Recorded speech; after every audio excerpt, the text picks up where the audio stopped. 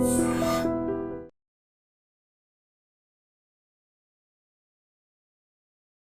Guys, welcome to I dream. నేను మీ చాణక్య.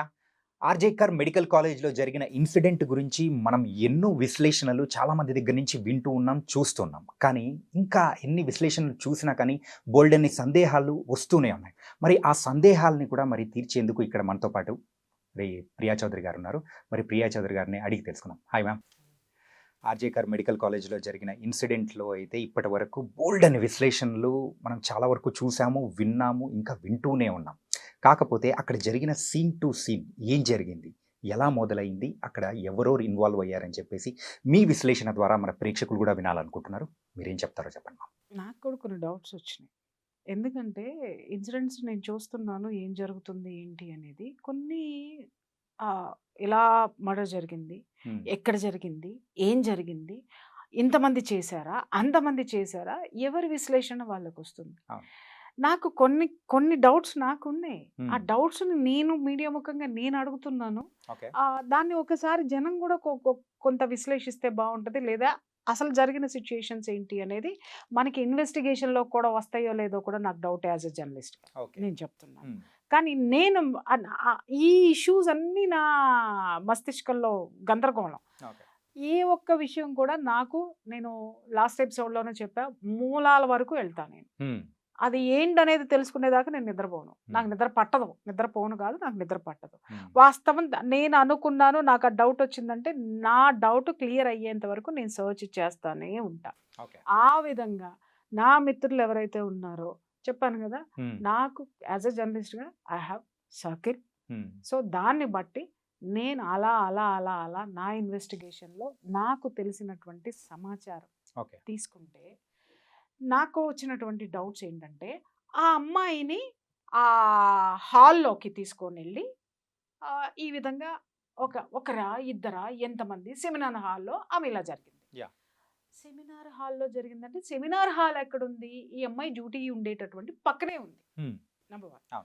తర్వాత ఈ అమ్మాయి అంతసేపు ఎక్కడ టీవీలో ఒలింపిక్ ఇది చూసింది, చూసుకుంటూ టీవీలోనో ఫోన్లో చూసుకుంటూ కూర్చొని అప్పుడే లేచి అక్కడికి వెళ్ళింది.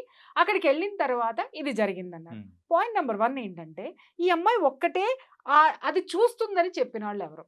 అప్పటి వరకు చూసి పడుకోవడానికి వెళ్ళిందని చెప్పిన వాళ్ళు ఎవరు? Point number 1. ఓకే, ఆ చెప్పిన వాళ్ళు ఆ అమ్మాయి రూమ్లోకి ఒకటే వెళ్ళి పడుకుందా, లేకపోతే సెమినార్ హాల్లోనే రోజు ఆ అమ్మాయి డ్యూటీ అయిపోయిన తర్వాత అక్కడికి వెళ్ళి రెస్ట్ తీసుకుంటుందా? నెంబర్ 2. ఎందుకంటే సెమినార్ హాల్లో నిద్రపోవడాలు ఇవన్నీ నాకెందుకు ఎక్కడో ఒక చిన్న డౌట్. ఇంకొక విషయం, అమ్మాయి ఎలా చనిపోయింది? భయంకరమైన శారీరక హింస, ఓకే, లైంగిక పరమైనటువంటి హింస, ఇవి 2 జరిగాయి. జరిగిన తర్వాత ఆ అమ్మాయి ప్రాణాలు కోల్పోవడం అనేది జరిగింది. ఆ అమ్మాయి వీడియో కూడా ఒకటి వైరల్ అవుతుంది. గొంతు కింద భయంకరంగా నలిపారు, ఇక్కడ కొట్టారు, ముక్కులో నుంచి రక్తము, నోట్లో నుంచి రక్తము. అమ్మాయి వీడియో తీసుకునేటటువంటి వెసులుబాటు, ప్రాణము, చలనము ఆమెలో ఉండగా ఈ అమ్మాయి అంత దెబ్బలు కొడుతున్నప్పుడు చాలా మంది చెప్తున్నారు గట్టిగా పట్టేసుకొని ఉండుంటారు కాబట్టి వచ్చినాడు కొట్టేశాడు అనేసి. గట్టిగా పట్టుకొని ఉన్నప్పుడు కొట్టేసిన తర్వాత వీడియో ఎలా తీసుకోగలిగింది అమ్మాయి? నెంబర్ 1. రెండోది, అసలు నేను చెప్తున్నా, సరే ఆ అమ్మాయిని అలా పట్టుకొని కొట్టేశారు, అబ్బాయి బాగా కొట్టేశారు, అందరు పట్టుకున్నారు, ఒక్కొక్క వేలుకు ఒక్కొక్కడు ఉన్నాడు అనుకుందాం, కాలుకొకడు, వేలుకొకడు, చేయికొకడు, పొట్టకొకడు, అందరూ ఉన్నారు, వీళ్ళు కొట్టేశారు. కొట్టిన దెబ్బల శబ్దం ఎవరికి వినపడలేదా? రైట్. ఇంకొకటి, ఆ అమ్మాయి ఎన్ని గంటలకు వెళ్ళింది? 3 గంటల పాటు ఈ నరకం చవి చూసింది, లేదా 45 నిమిషాల పాటు నరకం చవి చూసింది అన్నారు. ఈ శబ్దాలు అలజడులు ఏమి రాలేదా? ఆ అమ్మాయి రూమ్లోకి వెళ్ళింది, స్పృహ లేకుండా నిద్రపోతుందనే అనుకుందాం.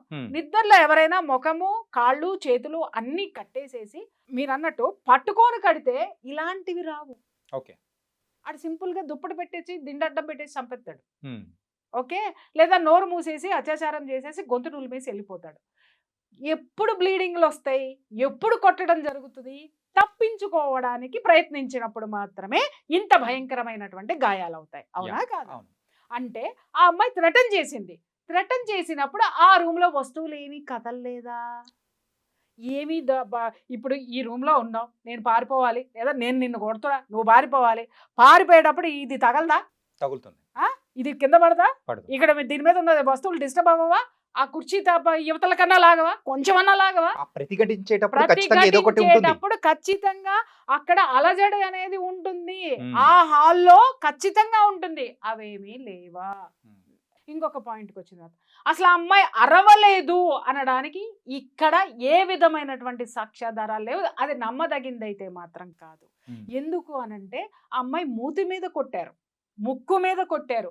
మూతి మీద కొట్టారు అనంటే ఎవడన్నా చేయి పెట్టి ఉన్నాడు అరవకుండా అంటే వాడి చేతికి తగులుతుంది, కానీ అమ్మాయి చేతికి అమ్మాయి మూతిలో నుంచి బ్లడ్ రాదు కదా. Yeah. అంటే మూతి మీద నుంచి చేయి తీసేశారు కదా, తీసేసినప్పుడు కొట్టినప్పుడు అమ్మాయి అరవాలి కదా, అరిచినప్పుడు బయట ఎవరికి వినపడలేదా. ఇంకొకటి వినపడలేదు అనుకుంటాను కదా, పగలపూట కాదే రాత్రిపూట పిన్ డ్రాప్ సైలెన్స్గా ఉంటుంది. ఇంకొకటి అది గవర్నమెంట్ హాస్పిటల్, మ్మ్. 24/7 ఏదో ఒక కేసు యాక్సిడెంట్లను ఇంకొకటనో వచ్చి పోతానే ఉంటారు జనం యొక్క అలికిడి ఉంటుంది. మ్మ్. ఈ అమ్మాయి డ్యూటీ చేస్తున్నటువంటి రూమ్ నుంచి ఆ యొక్క సెమినార్ హాల్ ఎంత దూరంలో ఉంది, ఆ అంత దూరంలో ఉన్నటువంటి సెమినార్ హాల్లో జరిగేటటువంటి ఈ యొక్క ఘర్షణ ఎవరి దృష్టికి రాలేదా.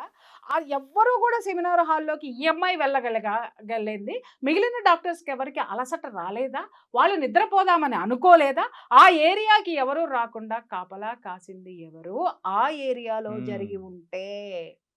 రైట్. దీన్ని బట్టి ఇంకొక డౌట్ ఏమొస్తుందంటే అసలు ఈ సంఘటన ఆ ఏరియాలోనే జరగలేదు అనుకుందాం, మ్మ్. అసలు జరిగింది. నాకున్న ఇన్ఫర్మేషన్ ప్రకారము ఈ అమ్మాయి ఈ హాస్పిటల్లో జరుగుతున్నటువంటి ఆ యొక్క డ్రగ్స్ దందా కానివ్వండి, ఆ యొక్క సెక్స్ స్కాండల్ కానివ్వండి, ఆ యొక్క ఆర్గాన్స్ ట్రాఫికింగ్ కానివ్వండి, మెడికల్ మాఫియా. ప్రతి ఒక్క దాని గురించి కూడా ఈ అమ్మాయి ప్రతిఘటిస్తూ వస్తూ ఉంది. ప్రతిఘటిస్తూ వస్తూ కూడా ఈ అమ్మాయి సహించలేక వీటిని ఎందుకు మనము అంటే ఆ అమ్మాయి ఆర్గాన్స్ ట్రాఫికింగ్ గురించి పక్కన పెడదామండి. మ్మ్. ఓకే, ఇంకొకటి ఏంటి అనంటే ఆ డ్రగ్స్ గురించి కూడా పక్కకు పెడదాం, ఈ అమ్మాయికి సంబంధం లేదు డ్రగ్స్ గురించి. ఓకే. కానీ సెక్స్ స్కాండల్ దగ్గర మాత్రం ఈ అమ్మాయికి ఏదో ఒక విధంగా ఎక్కడో ఒక చోట సెగ తగిలి ఉండాలి కదా. ఖచ్చితంగా. సెగ తగిలినప్పుడు ఈ అమ్మాయి ప్రతిఘటించేటటువంటి సిచ్యుయేషన్లో ఉండాలి కదా. ఆ సిచ్యుయేషన్స్ ఉన్నప్పుడు ఈ అమ్మాయి స్నేహితులతోటి ఎప్పటికప్పుడు డిస్కస్ చేస్తూనే ఉంది. దీన్ని నేను ఊరుకోను, దీన్ని పై లెవెల్కి తీసుకెళ్తాను, పై లెవెల్లో ఎవరు వినలేదు అని అంటే పత్రికలకి మీడియాకి నేను దీన్ని డిస్క్లోజ్ చేస్తాను అనేటటువంటి ఆ యొక్క డిస్కషన్ ఆ ఫ్రెండ్స్ మధ్య జరిగింది. Yes. కొన్నాళ్ళుగా జరుగుతూ ఉన్నప్పుడు ఈ అమ్మాయిని బెదిరించడానికి ఈ సంఘటనకి ముందు కొన్ని ఇన్సిడెంట్స్ జరిగాయి. ఏంటంటే ఆ అమ్మాయి కారు పగలగొట్టడమో, అవును. లేకపోతే ఆ అమ్మాయి పోయేటప్పుడు ఇబ్బందులు కలగజేయడమో, ఆ అమ్మాయికి డ్యూటీలు వేయడంలో మనం చెప్పాం కదా భయంకరమైనటువంటి సాడిజాన్ని చూపించడం అనేది జరిగింది. అండ్ ఈ అమ్మాయికి డైరీ రాసే అలవాటు ఉంది. ఆ డైరీ కూడా అంటే ఆ పేజెస్ ఏదో చింపారని కూడా ఒక వార్త అనేది కూడా బయట ఇవన్నీ సర్క్యులేట్ వస్తాయి, అవుతూ ఉంది. ఎందుకంటే ఇప్పుడు మ్మ్. సుప్రీంకోర్టు అన్ని సుమోటోగా కేసు తీసుకుంది కాబట్టి ఎంక్వైరీలో డెఫినెట్గా ఇవన్నీ కనుక్కుంటావు. ఇక్కడ మ్మ్. కీలకమైనటువంటి అంశం ఇది చూడండి. ఆ రోజు రాత్రి కూడా సెమినార్ హాల్లో ఏం జరిగింది, Yeah. ఇక్కడ నాకు అందిన సమాచారం ఏంటంటే ఆ రోజు నైటు ఇదే ఫ్రెండ్స్ తోటి కూర్చొని ఫ్రెండ్స్ ఆ అమ్మాయికి అమ్మాయి ఇంకా సహించేటటువంటి సిచ్యుయేషన్లో లేదు, బరస్ట్ అయ్యేటటువంటి సిచ్యుయేషన్లో ఉంది, ఓపెన్ చేయడానికి సిద్ధపడిపోయింది. ఎందుకంటే ఆ అమ్మాయిని ఈ విధంగా కూడా మానసికంగా కూడా హింసించేస్తున్నారు. ఆ అమ్మాయి కారు అద్దాలు పగలగొట్టడం కానివ్వండి, ఆ అమ్మాయిని డ్యూటీ చేయడం కానివ్వండి, ఇంకొక విధంగా పరోక్షంగా చాలా చేయొచ్చండి. ఇవన్నీ చేస్తుండే ఇంకా అమ్మాయి ఇక నా వల్ల కాదు, నేను ఎట్టి పరిస్థితుల్లో దీన్ని సహించే ప్రసక్తే లేదు, దీన్ని ఎక్కడ డిస్క్లోజ్ చేయాలో అక్కడ చేసేస్తాను అని చెప్పేసి అని పట్టుబట్టి కూర్చుంటే ఆ అమ్మాయిని కూర్చోబెట్టి ఫ్రెండ్స్ ఒక ముగ్గురు కూర్చొని డిస్కషన్ ముగ్గురు మధ్య జరిగింది. నువ్వు బయటికి వెళ్ళకు, నువ్వు చెప్పకు, నువ్వు చెయ్యకు అని. ఈ అమ్మాయి వినలేదు. మ్మ్. కారణం ఏంటి అనంటే ఈ అమ్మాయి నేనే కాదు ఎంతో మంది ఉన్నారు, నేను ఎందుకు ఊరుకోవాలి, ఎందుకంటే ఈ అమ్మాయిలో పోరాడే నైజం ఉంది, Yeah. ఎదుర్కొనే శక్తి ఉంది, దమ్ము ఉంది, ధైర్యం ఉంది. కాబట్టి ఆ యంగ్ బ్లడ్ నేను దీన్ని సహించను, దీన్ని డెఫినెట్గా నేను బయట పెట్టే తీరుతాను అని అనేసరికి ఆ ముగ్గురు మధ్య ఏదైతే డిస్కషన్ జరిగిందో దాంట్లో ఉన్నటువంటి ఒక అమ్మాయి యొక్క బాయ్ ఫ్రెండ్ ఈ డ్రగ్స్ దందాకి, సెక్స్ రాకెట్కి, ఈ ఆర్గాన్స్ ట్రాఫికింగ్కి సంబంధించినటువంటి Person. పర్సన్. అప్పుడు ఈ అమ్మాయి ఇది ఇది ఏ విధంగానూ లొంగట్లేదు, ఏమి చేయట్లేదు, ఇది ఓపెన్ అయిపోతానంటుంది, ఇంకా మా వల్ల అయితే కాదు, మేము చెయ్యాల్సింది చేసాం, మీ కర్మ అని వదిలేసింది. మ్మ్. అక్కడ నుంచి ఏం జరిగింది స్టోరీ అనేది బయటికి రావాల్సి ఉంది. ఈ అమ్మాయిని ఆ స్నేహితులు ఎక్కడికైనా రమ్మనమని చెప్పి మరే చోటకైనా తీసుకెళ్లారా? నేను అదే చెప్తున్నా. అప్పటి వరకు ఆ అమ్మాయి చూసుకుంటూ కూర్చొనుంది, వీడియోస్ చూసుకుంటూ కూర్చుందని చెప్పిన వాళ్ళెవరు? సెమినార్ హాల్‌కి వెళ్ళి పడుకోంది అని చెప్పిన వాళ్ళిద్దరిని కూర్చోబెట్టి మాట్లాడిస్తే అసలు హంతకులు, అసలు హిస్టరీ, సీన్ టు సీను, మొత్తం సీన్ ఆఫ్ ఎఫెన్స్ మొత్తము సుప్రీంకోర్టుకి వచ్చేస్తుంది, చేతిలో ఆ రిపోర్ట్ వచ్చేస్తుంది. అండ్ ఇంకొకటి ఏంటంటే వాళ్ళ డాడ్ చెప్పిన దాని ప్రకారము ఆ అమ్మాయి చనిపోయిన తర్వాత కూడా ఆ క్రిమేషన్ చేసే టైంలో కానీ ఆ రోజు మెయిన్గా చెస్ట్ డిపార్ట్మెంట్లో ఎవరైతే ఉన్నారో వాళ్ళ స్నేహితులు కానీ ఎవరైనా కానీ వాళ్ళ తల్లిదండ్రులకు కూడా మినిమం సహకరించలేదంట. అదే చెప్తున్నాను కదండి. మినిమం అంటే మినిమం కూడా సహకరించలేదంట. సహకరించలేదు అంటే ఎంత భయభ్రాంతులకు గురి చేశారు? లేదా ఈ అమ్మాయి మీద జరిగేటటువంటి దాడి ముందే అందరికీ తెలిసిపోయిందా? సహకరించలేదు ఇన్ ద సెన్స్ ఏంటంటే, ఆ ఘోరాన్ని వీళ్ళల్లో కొంతమంది చూసి మిగిలిన వాళ్ళకి జారేసి ఉండొచ్చు కదా! యాహ్! అంటే ఎవరో ఒకళ్ళు చూసారు. ఎవరో ఒక ఇద్దరు చూసారు. ఆడపిల్లలే చూసారు. లేదా మగపిల్లలు తోటి డాక్టర్స్ చూసారు. తోటి మెడికోస్ చూసారు. చూసిన తరువాత భయంతోటి సహకరించలేదు. ఇక్కడ మనము ఎవరిని అందరిని తప్పు అని అనొద్దు. లేకపోతే అందరిని ప్రాణభయం చాలా మందికుంటది. అక్కడ అకృత్యాలు ఎందుకు బయటికి రాలేదు ఇన్నాళ్ళు అనంటే ప్రాణభయంతోటి ఎవడు చెప్పలేదు. అవును. నాకెందుకులే అని ఉదాసీనతతోటి ఇంకొకడు. రైట్. నేను చదువుకొని బయటికెళ్ళిపోతే నా డిగ్రీ సర్టిఫికేట్ నాకొచ్చుదిలే అని లొంగిపోయిన అమ్మ, లొంగనటువంటి అమ్మ, సర్టిఫికేట్లు తీసుకొని బయటికెళ్ళిపోయినటువంటి వాళ్ళు, నాకెందుకులే అనుకోని వెళ్ళిపోయినటువంటి వాళ్ళు, స్వార్థంతో వెళ్ళిపోయిన వాళ్ళు ఉండొచ్చు. స్వార్థపరులున్నారు, ఉదాసీనులున్నారు, భయంతో ఉన్నటువంటి పిరికి వాళ్ళు ఉన్నారు. వీళ్ళందరి మధ్య ఆ కాలేజీ సక్సెస్‌ఫుల్‌గా 23 సంవత్సరాల నుంచి ఇదే దందాలు నడుస్తుంటే, చివరికి ఈ అమ్మాయి నోరు విప్పి ధైర్యంగా ముందుకొచ్చి, ఎన్నాళ్ళు భరిస్తాం మనం, సిగ్గులేదా అని చెప్పేసని అడిగినందుకు పగడ్బందీగా పక్కా స్కెచ్ తోటి పక్కన ఉన్న ఫ్రెండ్స్ యొక్క సహకారంతోటే ఇది జరిగింది. వాళ్ళని వదిలేసి ఎవడో దారిన పోయేవాడు బ్లూటూత్ పెట్టుకుని లోపలికెళ్ళాడు, బ్లూటూత్ జారిపడిందని వాడు రాయల్‌గా వచ్చే నన్ను చంపుతారా చంపుకోండి. అంత దౌర్జన్యం చేసిన వాడు అలా మాట్లాడ్డాడు. వాడికి ఏంటి అనంటే వీళ్ళందరితోటి వాడికి సంబంధాలున్నాయి. ఇది ముందే ప్లాన్ ప్రకారం జరిగింది. వాడిని అరే నువ్వు పోరా, ముందు నువ్వు లోపలికి పోరా, తర్వాత మేము బయటికి తీసుకొస్తామన్నారు. ఎందుకంటే వాడికి కూడా ఆ జీవన పోరాటం అంతా కూడా ఏంటంటే లాటరీ అన్నమాట వాడికి. నలుగురు భార్యలు వాడిని వదిలేసిపోయారు. ఒక ఆవిడ చచ్చిపోయింది, ముగ్గురు పారిపోయారు.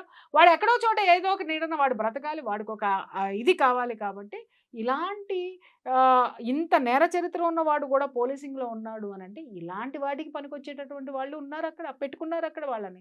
సో, కాబట్టి ప్రభుత్వం మాదే, నేను ప్రభుత్వంలో ఉన్నాను, నా చుట్టూ వీళ్ళందరూ ఉన్నారు, వీళ్ళందరూ కాపాడతారు అనుకోని వాడు చెప్పినటువంటి విషయము ఇక్కడ జరిగింది. అప్పుడెప్పుడో మనం ఒక సీన్ చూసాం. బావ కళ్ళల్లో ఆనందం చూడటానికి నేను చంపేశాను అనగానే వాడు ఎక్కడో చచ్చిపోయాడు చూసారా? వాడికి సంబంధం లేదు. కానీ ఒకడు ఎట్లా బలైపోయాడు? యాహ్! ప్రలోభము, లేకపోతే వాత్సల్యము, ఫ్రెండ్‌షిప్ ఏదైనా ఉండొచ్చు. ఒక హంతకుడికి ఎప్పుడు కూడా పాపభీతి ఉంటుంది. ఒక హంతకుడికి ఎప్పుడు కూడా ప్రాణభయం ఉంటుంది. ఎంత కరడుగట్టిన వాడైనా సరే, ఎక్కడో ఒక చోట వాడి ఫేస్‌లో అది చేసిన దారుణానికి వాడికి సంబంధించినటువంటి ఛాయలు వాడి కళ్ళల్లో కనిపిస్తాయి. చాలా రేర్‌గా ఉంటాయి. నాకేంటి, నేనెందుకు చేశాను, పర్వర్టెడ్ నేచర్ ఉన్నటువంటి వాడిలో ఉంటాయి. వీడు పాల్గొనలేదా అనంటే వీడు భాగస్థుడే. యాహ్! చచ్చిపోయిన తర్వాత మానభంగం చేశాడో, బతికున్నప్పుడే మానభంగం చేశాడో, లేకపోతే అత్యాచారం చేశాడో, ఏం చేశాడనేది తర్వాత విషయము. బట్ వీడు అనేటటువంటి వాడు ఏంటి అనంటే దాంట్లో ఒక చిన్న ఆటలో అరటిపండు అంటారు చూసావా? వాడు అలాంటి క్యారెక్టర్.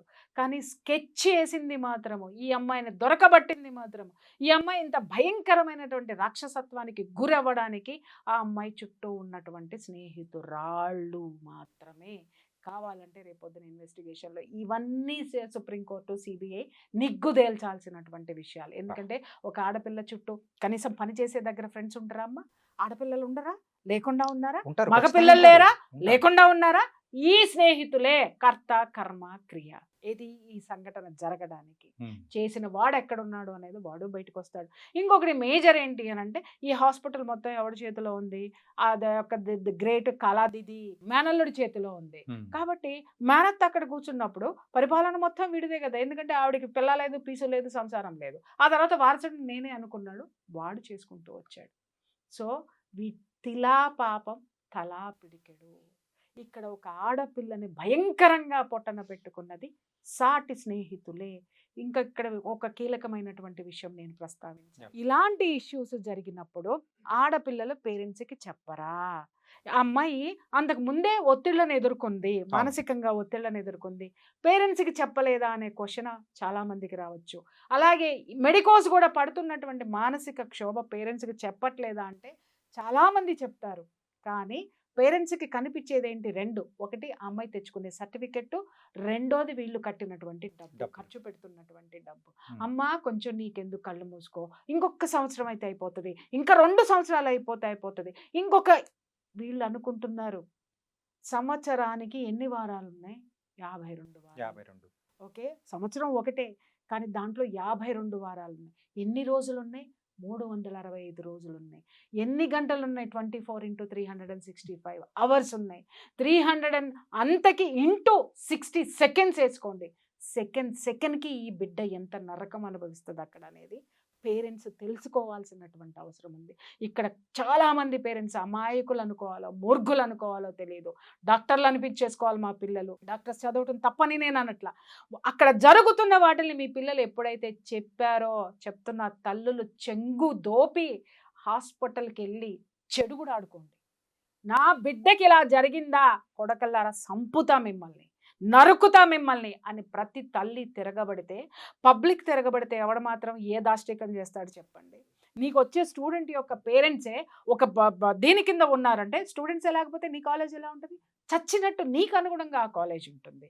బట్ ఇక్కడ ఎవరికి అనుగుణంగా ఎవరిని ఉంచారు అంటే దౌర్జన్యాలకి, దుర్మార్గాలకి అనుగుణంగా జనమే అటువంటి దుర్మార్గుల చేతిలో పెట్టింది కాదా? ఇదంతా తప్పెవరిది? ఇన్ని సంవత్సరాల మట్టి జరుగుతున్నటువంటి దుర్మార్గాల్ని చూసి ఉదాసీనంగా ఉన్నటువంటి సమాజానికి తప్పు కాదా? ఆ సమాజంలో కాలేజీకి పంపించేటటువంటి పేరెంట్స్ తప్పు కాదా? ప్రతిఘటించినటువంటి అక్కడ ఉన్న యువత తప్పు కాదా? అక్కడ ఉన్న పౌరుడి తప్పు కాదా? అందుకే అన్న తిలా పాపం తలా తలా పిరికెడు.